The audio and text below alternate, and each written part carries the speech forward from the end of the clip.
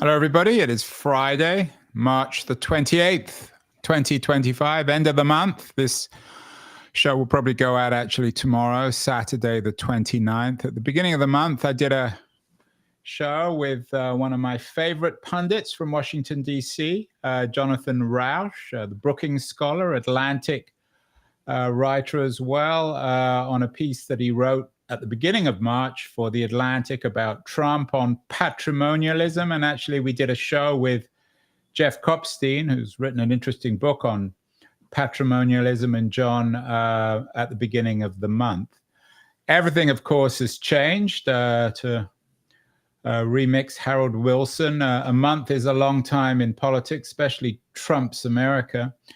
At the end of the month, there's been a huge scandal associated with John's magazine, The Atlantic. The editor-in-chief of The Atlantic, Jeffrey Goldberg, has been dragged into a scandal about, it's called Signalgate, or the Signal debacle. Lots of interesting pieces about it. And I was struck with Jeffrey Goldberg's appearance on the New York Times podcast a couple of days ago, in which he was very forthright and articulate. John is joining us from Washington, D.C., indeed from his office in Brookings. John, I don't know what you make of the Goldberg case, but it strikes me, I'm not sure if you heard his interview on the New York Times podcast, but it strikes me that the resistance now to Trump and Trumpianism and the authoritarianism that you, more perhaps than anyone, has been warning us about for years, you and Pete Wehner, is now beginning to form. Do you think there's any truth to that?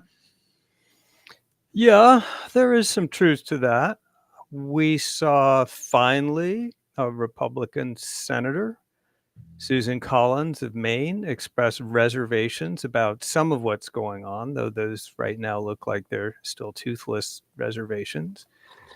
And we've seen a few voices say that they're pretty disturbed by the extraordinary, bewildering, almost comical, Ionesco-like inclusion of a journalist and in a secret. You couldn't make this stuff up, John, could you? Yeah, I mean, Ionescu, Kafka, nobody could make this kind of stuff up. Yeah, well, I've been telling my friends that now that we're moving from the realm of George Orwell to the realm of Eugene Ionesco, I'm feeling at least it's a little bit more fun.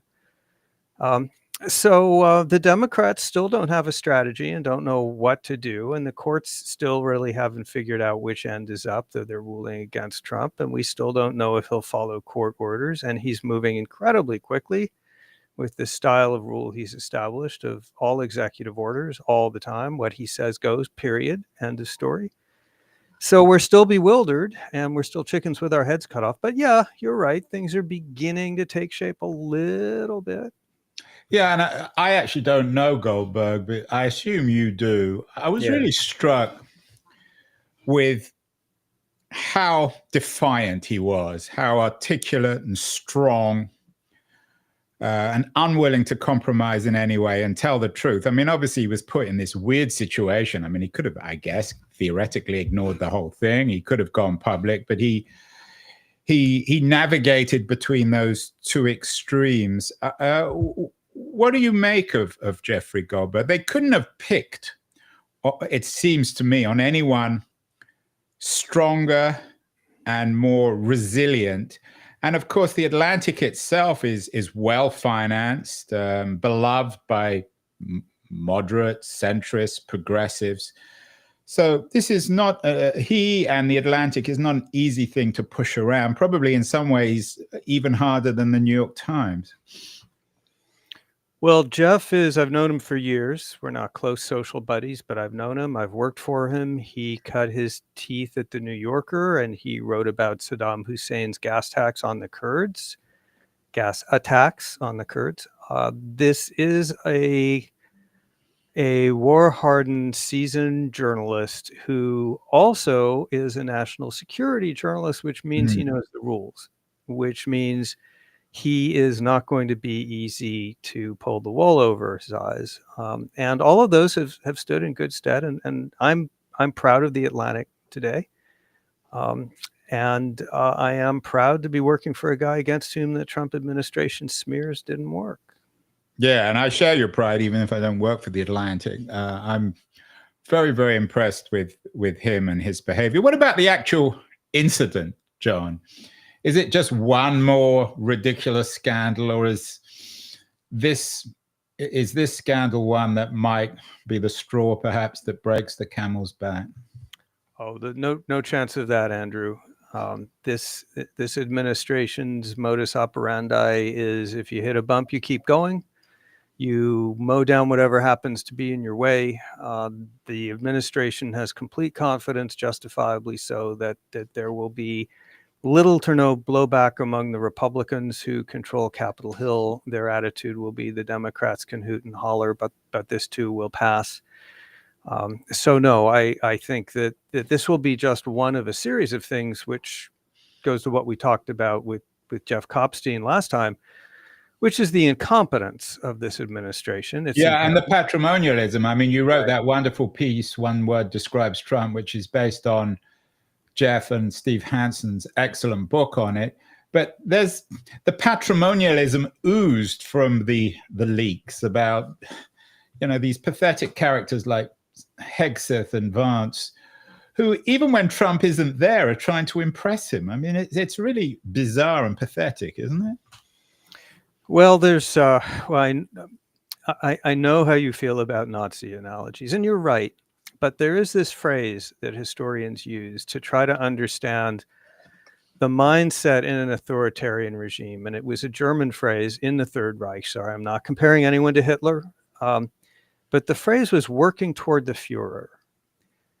And the notion was that you've got to anticipate the needs and desires of the guy in charge. You don't await orders. You have to anticipate it. You have to show your loyalty in advance. You have to outdo each other to do that. And I think, you tell me, but the way I read those exchanges, in those text exchanges, was there some of that? Who can be Trumpier than thou? The exception was there were some reservations expressed about aspects of the strategy. Well, by Vance in his own bizarre way. Although, very timidly.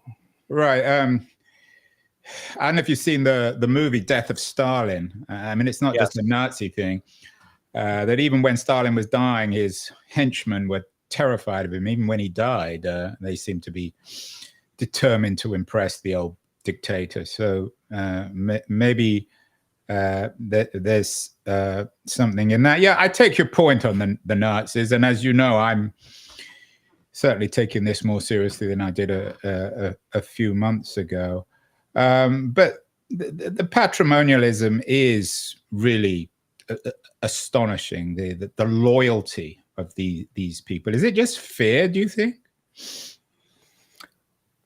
I mean, are they worried they're going to get purged? They're not going to end up in Siberia or in some hole in the ground. I mean, at worst, they'll just get thrown out and get a job at Brookings. I think it's probably 80% fear, 20% ideology, or 70-30. I'm guessing here, Andrew. But so the way life is in the Republican Party is, if you are not on Trump's good side, you are out in the cold. If you are out in the cold, it means you lose access to the power that comes with being in the party, but it means more than that. It means that you are likely to be actively harassed, for example, on social media, but also quite possibly on the street. You are vulnerable to being doxxed. You may have people who come to your house. You may get death threats. Most of these people cannot afford bodyguards. Mitt Romney could, but most could not afford that kind of security. And those are hassles that you just don't need. So I think, 70 or 80% of it probably is fear. So it requires a strong backbone to resist authoritarianism. That's not news. Everyone who's written about that explains it. You link to a piece in the Unpopulist a couple of days ago about Trump going after the independence of the entire legal profession. But there's an interesting headline in the FT and indeed in the Wall Street Journal today about a couple of big law firms, Wilmer Hale and Jenner and Block, suing the US government back. Speaking of the resistance, on the one hand, of course, it's Jeff Goldberg at The Atlantic. Do you think that the law firms, it seems to me as if the law firms are as well positioned as anyone to fight back? And they rolled over last week, but this week perhaps they're beginning to wake up to the fact that Trump isn't as strong as he thinks he is. Well, he's very strong in this context, unless and until the courts overturn what he's doing, or what should happen, which is Congress should make what he's doing illegal and say a president can't deny access to federal buildings to people on official business based on what they say about him. Unless that's done, he has a lot of strength. My sense, though, is that they have figured out that he's coming after them one by one in sequence. And that nothing they do or say can really make them safe. Once you give in to the extortionists the first time, you know how this works. They come back for more. Very interestingly and quite spookily, it looks like in the agreement with Paul Weiss, the first big law firm that knuckled under. A shameful knuckling under, in my view. Yeah, well, they were at risk of going out of business. The clients were fleeing. Yeah, but John, for a law firm to go out of business, lawyers just go along and create another partnership. The lawyers aren't going out of business. I mean, these are just fronts for aggregations of lawyers. Oh, believe me, I'm not defending them. What they did was craven. I'm just trying to get into their psychology, which is, we won't be here to fight tomorrow if the clients all go out the door. The lawyers are all picked off by other firms, and they were the first, right? But the terms of that deal included essentially co-management with Trump and the Justice Department on things like their pro bono clientele. So this is like, when the extortionist walks into your business and says, nice little business here, you're going to give me a cut of the proceeds, and you're going to be calling me when you make those crucial business decisions. That's the most chilling thing going on here. They made the same demand of Columbia University, you'll notice. They said, we want receivership of a number of departments of Columbia. We want to run this place. Yeah, I'm not sure I'm convinced by that comparison. I mean, formerly running Columbia University, they wanted to interfere in some of the departments, but that's another issue. I was in Boston this week. My wife, as you know, is a very senior lawyer at Google, and we had a dinner with all her senior lawyer friends, some of whom are at powerful law firms around the country. And I said to them all, it seems a perfect opportunity for all these large law firms to make an agreement, to suggest that we rise and fall together, and that any attack on one is an attack on all of us, because essentially it's an attack on the law. So it seemed to be a perfect opportunity, or it is a perfect opportunity for the law firms to actually resist en masse. Now, I take your point on Paul Weiss, but that was an early example. I wonder if in the long term it's conceivable that resistance, just as resistance is likely to come from the Supreme Court, it will also come from these law firms. Maybe I'm being a little optimistic. And the pushback from all these senior lawyers, when I ask them, is, well, everyone has mortgages to pay and kids to send to college and all the rest of it. But at a certain point, someone has to, or people have to put their own self-interests on the line, don't they, John? Well, I was just listening to Ann Applebaum at a different podcast talk about this, and Levitsky and Ziblatt, who are political scientists who write about ex-colleagues of Jeff Kropstein. They were grad students. Right, you probably had them on the show. But what people who know a lot about autocracies say is that what's happening now is what's always happened, which is the fragmenting of opposition. And that's inevitably the case because the rules have changed. No one knows what the new rules are. No one knows where they stand. And it just takes time. It sometimes takes a long time to get organized in the face of this kind of assault. And of course, that's the dilemma. The longer it takes to counter-organize, the more time the regime has, or the government or whatever it is, to install its new way of doing things. So I think your analysis is of course correct. It's a collective action problem, right? You can pick off the zebras one at a time. You can't pick off the whole herd.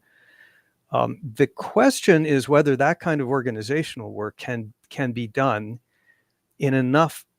quickly enough to get past the current moment of shock and awe.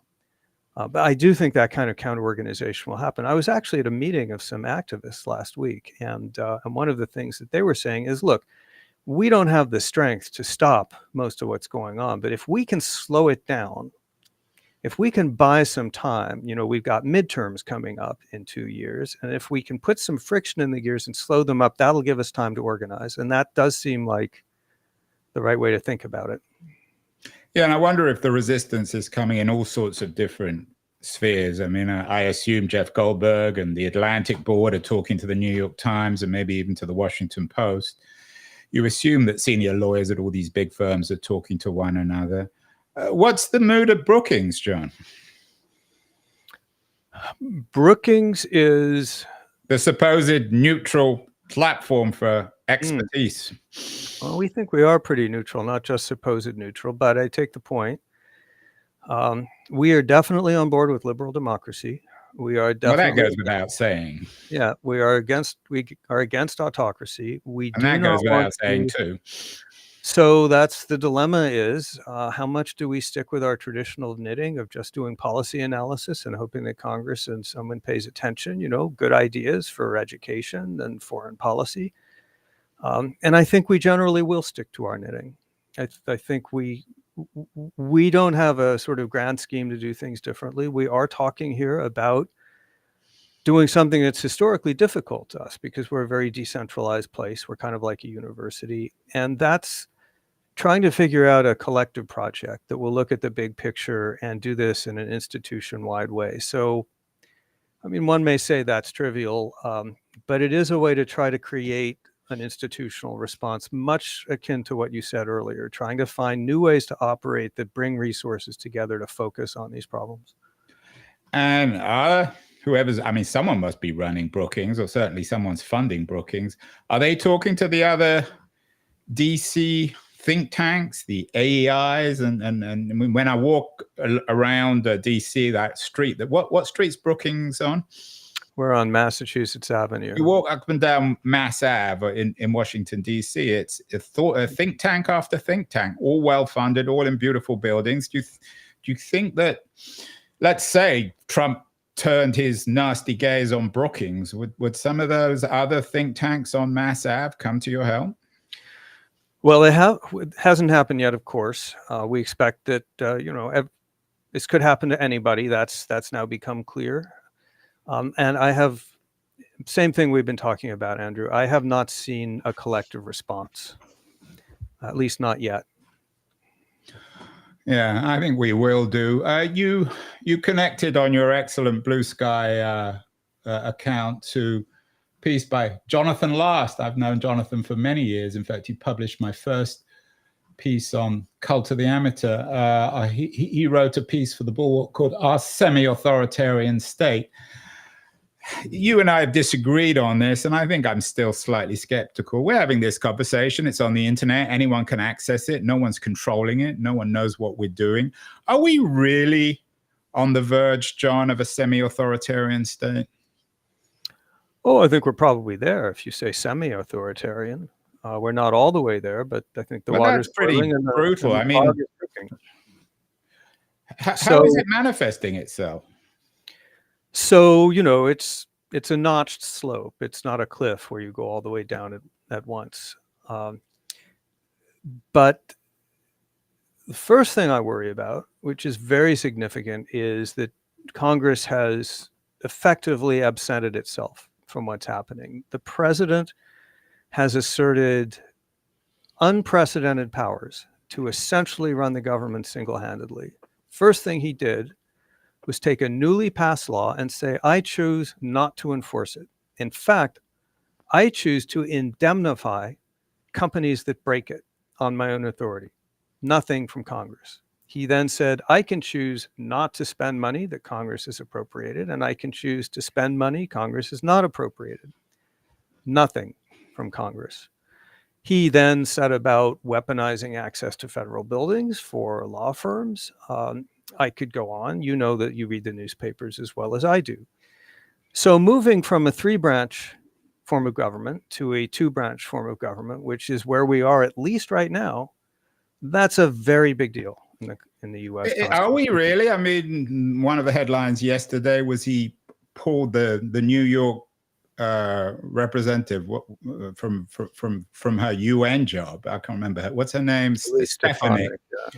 I mean, if we really were moving to a 2-institution, quote unquote, democracy, and if Congress was as irrelevant as you're suggesting, why would he do that? Well, remember, you said semi-authoritarian. So right, but that's still quite harsh. Not all the way there.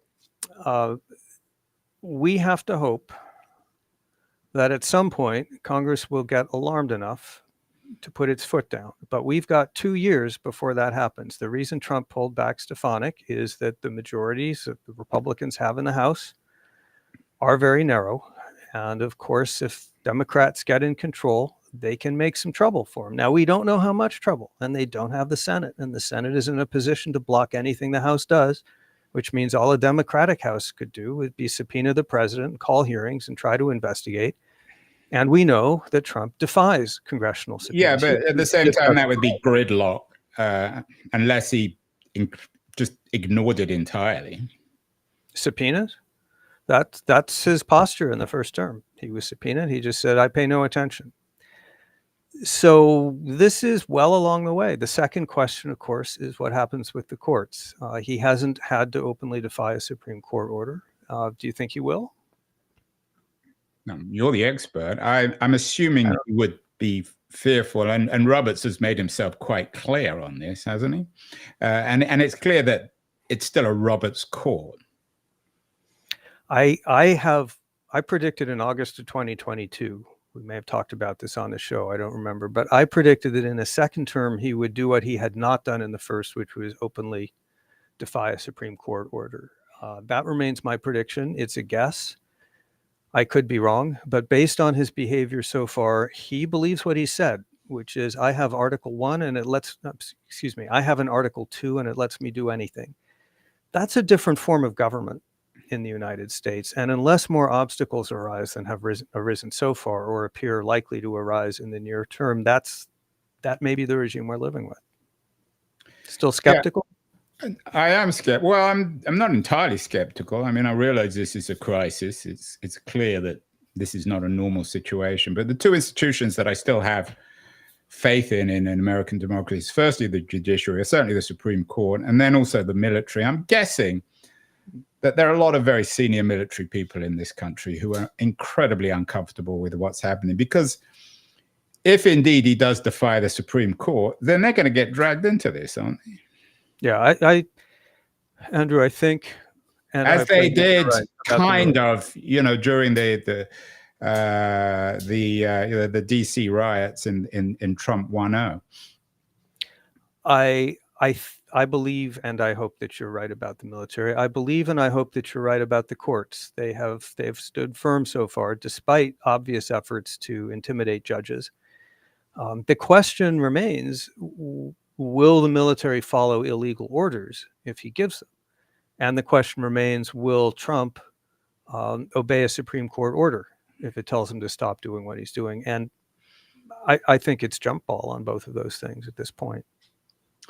Well, we shall see. What about what's happening in the universities? You linked to a couple of interesting pieces. One about an outrageous arrest of a Fulbright scholar outside Tufts University yesterday or the day before.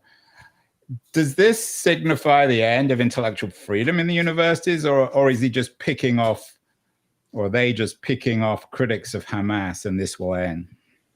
It's the same model that we're seeing with the law firms. This is the guy who walks into your dry cleaning store and says, "Nice little shop here. Pity if anything happens to it. You're going to pay me some." Godfather analogy. Yep. It's exactly what we talked about last time. You're going to pay me some stuff, and you're going to give me a say in your internal affairs. You're going to make some. You're going to let me consult with you before you make some of those key decisions. That's what he demanded of Colombia. It's also exactly the same dynamic that you alluded to earlier, a collective action problem. Colombia is unpopular. It made itself unpopular by allowing some protests that got out of hand, and by being one of the more woke universities, and by letting its Jewish students feel unsafe. And they're smart. They pick unpopular targets. End of intellectual freedom. No, but again, it's just what you said earlier. Can the universities come together in some kind of collective action? There are already lawsuits. Faculty of Columbia, 2 faculty organizations, unions, have filed a lawsuit against what the administration is doing there. But we need more than that. We need to see faculties across the country and universities across the country show more solidarity than they've shown. Couldn't agree more. It all comes back down to solidarity, faculty, judges, law firm associates, publishers. As a self-described, John, Jewish atheist, or atheist Jew, what do you make of the way in which they're using anti-Semitism in the university? Is there something symbolic about it, or is it just purely coincidental? They'll just use anything to try to persecute their perceived enemies? Yeah, such an interesting question. I was talking just about this last night. Are they operating in good faith when they use anti-Semitism as the wedge issue to go after universities? I think the answer is no, because I think generally for this administration, the answer to the question, are they operating in good faith, is no. I think what they care most about is what Jeff Kopstein says they care most about, which is themselves. That said, they are smart enough to pick up on issues that are real. It's not like there's no there with anti-Semitism on campus. I don't think they're on the level, but the issue is on the level. Does that make sense? Well, perhaps you just did a book, and we did a show on this, about evangelical Christianity, who seem particularly invested in this fear of anti-Semitism. Your book actually got criticized in the Wall Street Journal, which I think is turning out to be a reasonable newspaper in the current situation, and they allowed you a response. How does this connect to evangelical Christianity? You've just written this book, John, about it, called Cross Purposes. Do you think that some evangelicals are beginning to get cold feet over what's happening, or are they cheerleaders in this authoritarianism? I mean, if Jeff Kopstein is right, and it's hard to argue against it. I mean, Trump is defined by his self-interest. He doesn't care about evangelical Christians any more than he cares about atheist Jews. We have seen no signs in the polls or in voting behavior that evangelicals who voted 80+% for Trump in 2024 and vote 80+% for every Republican presidential candidate since, I think, John McCain, we see no cracks in the alliance between white evangelicals and the Republican Party. Trump, you may have heard the line that Trump famously said, that his supporters were so loyal that he could shoot someone on Fifth Avenue and not lose their support. What people don't realize is that he said that at an evangelical college, and the other thing, Dort College. The evangelicals know, though, where Fifth Avenue in New York is. I think they do. And the other thing he said in that same speech is, if you elect me, you will have power. Remember that. So it's an explicit trade.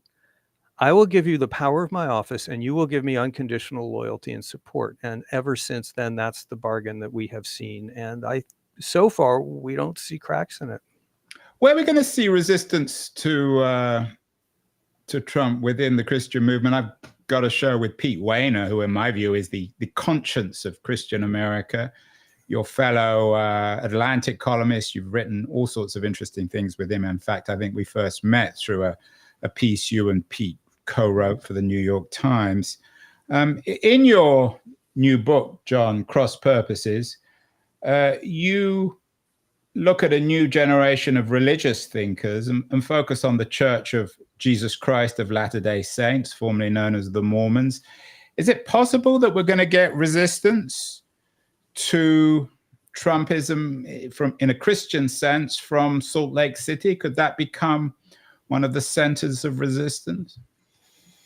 I don't think it will be resistance per se. That's not how churches typically think about these things, at least not their church. But what they are trying to do, and what the Seventh-day Adventist Church, interestingly, is trying to do, and some others, is to try to take the polarization down by creating more room for shared country negotiation, what the Church of Jesus Christ of Latter-day Saints call a theology of patience, negotiation, and mutual accommodation. And the notion there is, if Christians can behave in a more Christ-like way in politics, then maybe we can begin to rebuild some compromise, some civic trust, and so on. So, and I think that's what religions are good at, right? You know, they're probably not going to be in the streets, because that's not what they do. What might actually, Andrew, really get them mobilized and energized, though, is if the Trump administration begins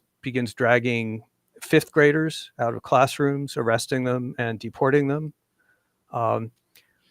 or we've already that's happening. I mean, my wife has a friend, a school teacher in the Bay Area. She lost a student from Peru, just didn't show up the next day, and so wow, that's the reality. Wow. Okay, so it is happening. The churches minister to illegal, undocumented immigrants. They minister to green card holders. Another thing that we're starting to see, that the Catholic Church has spoken up on immigration, and also on the discontinuation of the PEPFAR program, which provides AIDS treatment to millions and millions of Africans. That's just been blown off the map. It's simply not there. And the estimates are something like 1.6 million lives could be lost about that. So at some point, I think consciences will start awakening, at least over some of those more extreme measures, at least if the pro-lifers are really pro-life. John, you and I were at the Braver Angels event last year in Kenosha, symbolically, because it was halfway, but in Wisconsin, halfway between Milwaukee and Chicago, where the two political conventions were last year. Is this still a place in the world for groups like Braver Angels trying to bring these two Americas back together, or has something changed in the last few months? I hope so. I hope so. I mean, you're a defiant centrist. If anything, you were a member of the old Republican Party, certainly not a hardcore Democrat. I've always been independent, and I'm a journalist, and I've tried to stay that way. But yes, of course, I've been driven into the arms of opposing what the current Republican Party is doing. I worry, Andrew, about the question you just asked. My friends at Braver Angels say the job is getting tougher as the country gets more polarized, and as people get more frightened, it gets harder to talk to each other. So that makes the job more difficult, and it makes the job more important. But I don't know the answer to your question. Well, that's one of the nice things I like about Jonathan Rauch. If he doesn't know the answer, he'll tell us. He's the author of Cross Purposes. He's one of the most articulate critics of authoritarianism and Trumpianism in America. John, keep on doing your good work at Brookings. While you're around, I still have faith in American democracy. Thank you so much. We'll check in again in the not too distant future. It's important to have your voice, and I've got your friend Pete Wehner on the show tomorrow. Thank you so much. Thank you, Andrew.